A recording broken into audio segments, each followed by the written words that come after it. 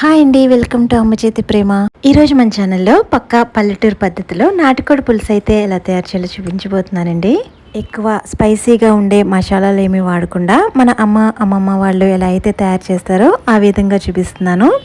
ఇంకా లేట్ చేయకుండా వీడియోని మొదలు పెట్టేద్దాం. ముందుగా వెడల్పాటి కుక్కర్లోకి 5-6 స్పూన్ల ఆయిల్ తీసుకోండి. ఇప్పుడు ఇక్కడ చూపిస్తున్నట్టు సోంపు, షాజీరా, చెక్క, లవంగాలు, అనాస పువ్వు, అలాగే బిర్యానీ ఆకు ఇక్కడ చూపిస్తున్న క్వాంటిటీలో తీసుకుని ఆయిల్ హీట్ అయిన తర్వాత వేసుకోవాలి. ఇవి అన్నీ కూడా లో ఫ్లేమ్లో 2 నిమిషాల పాటు దోరగా వేపించుకోండి.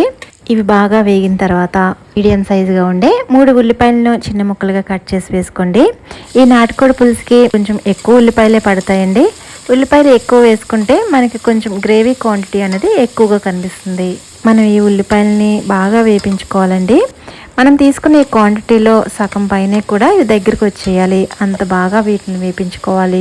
ఈ ఉల్లిపాయలు ఎంత బాగా అయితే వేపించుకుంటామో కూర టేస్ట్ కూడా అంత బాగుంటుంది. చూడండి, ఈ విధంగా కలర్ మారి ఈ విధంగా బాగా దగ్గరికి వచ్చేంత వరకు వేపించుకున్న తర్వాత దీంట్లోకి 2 టేబుల్ స్పూన్స్ వరకు అల్లం వెల్లుల్లి పేస్ట్ వేసుకోండి. అలాగే 2 పచ్చిమిర్చి, అలాగే ఒక 2 రెబ్బల కరివేపాకు కూడా వేసుకుని మరో 2 నిమిషాల పాటు మీడియం ఫ్లేమ్లో అల్లం వెల్లుల్లి పచ్చివాసన పోయేంత వరకు వేపించుకోండి. ఇలా బాగా వేగిన తర్వాత 2 మీడియం సైజ్ టమోటాలను చిన్న ముక్కలుగా కట్ చేసి వేసుకోవాలి. ఈ టమోటాలు కూడా కొంచెం సాఫ్ట్ అయ్యేంత వరకు ఇలా మీడియం ఫ్లేమ్లో వేపించుకోండి. చూడండి, టమోటాలు కూడా బాగా సాఫ్ట్ అయ్యాయి కదా.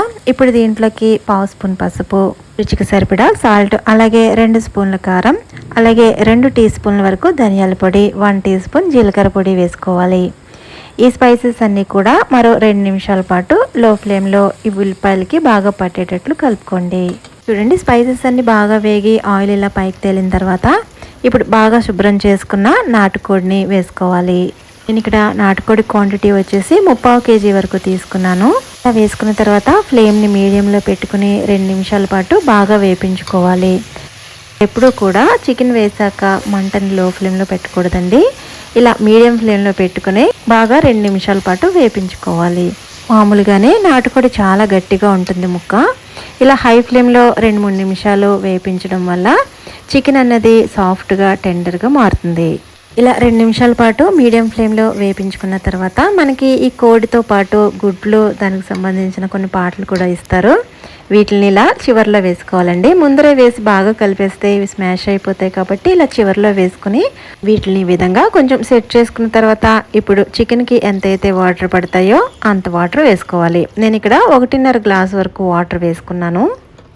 ఇప్పుడు మనం చివరిగా వేసిన ఈ గుడ్లు ఇవి చెదిరిపోకుండా జాగ్రత్తగా నెమ్మదిగా ఒకసారి కలుపుకొని ఈ చికెన్ బాగా ఉడికేంత వరకు కూడా ఇలా మూత పెట్టి 5-6 విజిల్స్ వరకు రప్పించాలి. ఇన్ కేస్ మీకు 5-6 విజిల్స్కి ఈ నాటుకోడి ఉడకకపోతే మళ్ళీ మూత పెట్టి మళ్ళీ ఒక 5 విజిల్స్ వరకు రప్పించుకోవాలి. చూడండి, నేను ఇక్కడ ఒకసారి ఉడకకపోతే మళ్ళీ ఇంకొకసారి కూడా మూత పెట్టి ఉడికించాను. టోటల్గా ఒక 12 విజిల్స్ వరకు రప్పించాను. 12 విజిల్స్ అని అనకండి, ఇది నాటుకోడి కదా, కొంచెం ఉడకడానికి ఎక్కువ టైం తీసుకుంటుంది. చూడండి, ముక్క అయితే చాలా చక్కగా ఉడికిపోయింది. వాటర్ కొంచెం ఎక్కువగానే ఉన్నాయి. ముందుగా అయితే ఇక్కడ చూపిస్తున్నట్టు గుడ్లని కూడా ఒక ప్లేట్లోకి సెపరేట్గా తీసేసుకోండి. గుడ్లు బాగా ఉడికిపోయినాయి కదా, ఇవి సెపరేట్గా తీసేసుకుంటే కూరలో మిక్స్ అయిపోకుండా ఉంటాయి. ఇప్పుడు 2 టేబుల్ స్పూన్స్ వరకు చికెన్ మసాలా వేసుకోండి. అలాగే బాగా చిన్నగా తరుక్కున్న కొత్తిమీరను కూడా యాడ్ చేసుకుని మనకి కూర ఎంత కన్సిస్టెన్సీలో దగ్గరికి రావాలో అంతవరకు కూడా కొంచెం దగ్గరికి రానిచ్చుకోవాలి. చూడండి, నేను ఇక్కడ చూపిస్తున్న ఈ కన్సిస్టెన్సీలో ఇంకా నేను స్టవ్ ఆఫ్ చేసేసాను. ఈ కన్సిస్టెన్సీ పర్ఫెక్ట్గా ఉంటుందండి. ఇది కొంచెం చల్లారాక ఇంకొంచెం దగ్గర పడుతుంది. అంతేనండి, చాలా చాలా నోరూరిపోయే పల్లెటూరి పద్ధతిలో నాటుకోడి పులుసు అనేది రెడీ అయిపోయింది.